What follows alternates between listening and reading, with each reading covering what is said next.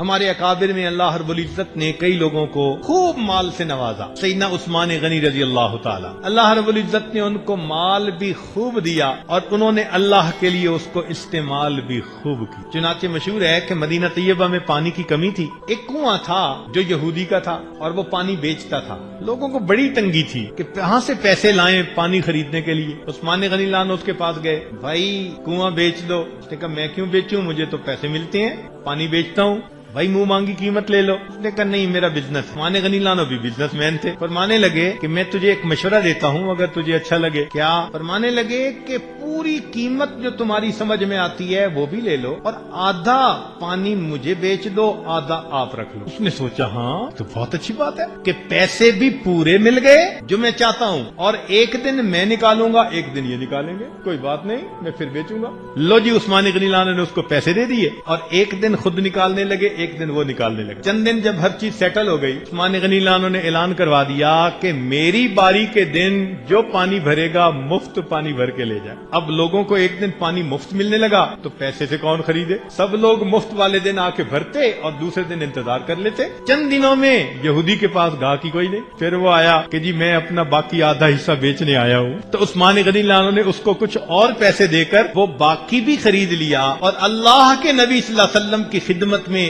اللہ کے راستے میں مسلمانوں کے لیے وقف کر دیا. یہ تھے جن کو اللہ نے عطا کیا. عید کا دن ہے، نبی علیہ الصلوۃ والسلام عید پڑھنے کے لیے جا رہے ہیں. عائشہ رضی اللہ تعالیٰ عنہ عرض کرتی ہیں، اے اللہ کے نبی صلی اللہ علیہ وسلم عید کا دن ہے، مدینہ کے یتیم آئیں گے، مساکین آئیں گے، بیوائیں آئیں گی، اگر کچھ دیں کہ میں منگوا لوں، پکا لوں، ہم بھی کھائیں گے، ان کو بھی کھلائیں گے. نبی علیہ السلام نے فرمایا عائشہ میرے جیب میں تو اس وقت کچھ نہیں ہے، میرے پاس تو کچھ نہیں. خاموش ہو گئی. نبی علیہ السلام عید کے لیے تشریف لے گئے. عید کی نماز پڑھ کے جب واپس آئے تو نبی علیہ السلام نے دیکھا کہ گھر کے اندر کھانا پکا ہوا ہے، آنے والے مہمان بھی کھا رہے ہیں، فقراء مساکین بھی کھا رہی ہیں، گھر والے بھی کھا رہے ہیں، اور نبی علیہ السلام کے لیے بھی رکھا ہوا ہے. نبی علیہ السلام بڑے حیران، پوچھا عائشہ حمیرہ یہ کہاں سے آ گیا سب کھانا؟ اے اللہ کے نبی صلی اللہ علیہ وسلم جب آپ عید کے لیے تشریف لے گئے تو عثمان غنی رضی اللہ تعالیٰ عنہ نے آپ کی ہر زوجہ کے گھر ایک سامان سے لدا ہوا اونٹ ہدیہ اور تحفہ کے طور پر بھیجا.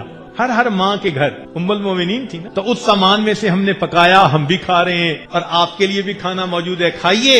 نبی علیہ السلام نے جب دیکھا دل خوش ہوا. نبی علیہ السلام نے دعا دی، یا رحمان سہل الحساب علی عثمان، اے رحمان عثمان کے لیے قیامت کا حساب آسان فرما دے. حدیث پاک میں آتا ہے جتنے مالدار اس امت میں ہوں گے ان میں سے سب سے زیادہ آسان حساب اللہ تعالیٰ عثمان غنی لانو کا لے. دیکھو اللہ نے نعمت دی، اس نعمت کو کیسے استعمال کیا. مدینہ طیبہ میں گندم ختم ہو گئی، لوگ پریشان. این جب گندم ختم تھی، عثمان غنی لانو کا ایک قافلہ جو کئی 100 اونٹوں پہ مشتمل تھا وہ گندم لے کے شام، بلاد شام کی طرف سے آ گیا. اب جیسے ہی وہ آیا تو تھوک والے ہوتے ہیں نا کچھ لوگ، تو کچھ لوگ پرچون والے، تو وہ جو تھے نا پرچون والے وہ سب آ گئے. عثمان ہمیں بیچ دو، پھر ہم آگے بیچتے رہیں گے. پوچھا کیا دو گے؟ انہوں نے کہا جو قیمت ہے اس سے دگنی دیں گے، تھوڑی ہے. ایک نے کہا 3 گنا قیمت دیں گے، تھوڑی ہے. 4 گنا دیں گے، تھوڑی ہے. بڑھتی گئی قیمت، حتیٰ کہ اتنی شارٹیج تھی گندم کی کہ مدینہ کے بیوپاریوں نے 10 گنا قیمت پر خریدنے کے لیے کہہ دیا. سوچئے ذرا 10 گنا کتنا نفع ہوتا ہے کہ آپ 100 روپے کی چیز خریدیں اور 1000 روپے اس کے بدلے ملے. تو جب 10 گنا قیمت لگ گئی عثمان غنی رضی اللہ عنہ نے پھر بھی انکار کر دیا. تو 2-4 بیوپاری مل کر آئے، عثمان چاہتے کیا ہو، اتنا ہم پیسہ دے رہے ہیں اور پھر بھی بیچنا نہیں چاہتے. عثمان غنی لانو نے کہا کہ آپ لوگ مجھے نفع تھوڑا دے رہے ہیں. عثمان 10 گنا قیمت دے رہے ہیں ہم آپ کو، یہ تھوڑا نفع ہے؟ فرمان لگے ہاں تھوڑا نفع ہے. تو بھائی زیادہ نفع کون دے گا؟ کہنے لگا ایک ایسا پرچیزر ہے میرے پاس جو میرے اس مال کو 100 گنا پرائس کے اوپر خریدنا چاہتا ہے، میں اس کو دے رہا ہوں.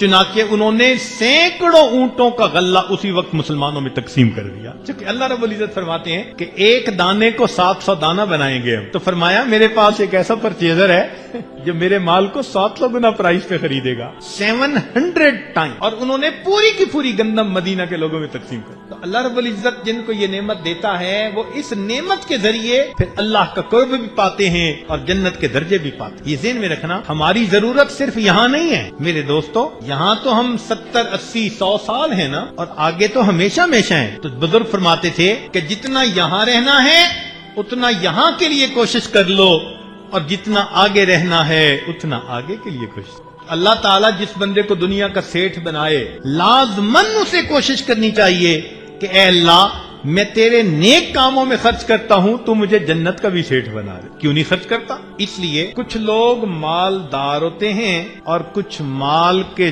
چوکیدار ہوتے ہیں۔ مالدار تو وہ ہوا کہ جس کو اللہ نے دیا بھی خوب اور وہ اللہ کے راستے میں خرچ بھی خوب کر رہا ہے، اللہ کی رضا کے لیے دائیں ہاتھ سے خرچ کرتا ہے، بائیں ہاتھ کو پتہ نہیں چلنے دیتا، یہ اپنی آخرت بنا رہا ہے۔ اور چوکیدار وہ ہوا جو صبح اٹھ کے بینک سٹیٹمنٹ دیکھتا ہے، اب اکاؤنٹ میں اتنا، فلاں جگہ اتنا، فلاں جگہ اتنا۔ نتیجہ کیا ہوگا؟ یہ بندہ کچھ سالوں کے بعد یہاں سے چلا جائے گا، اولاد اس مال پہ عیاشی کرے گی اور باپ کو قیامت کے دن اس کا حساب دینا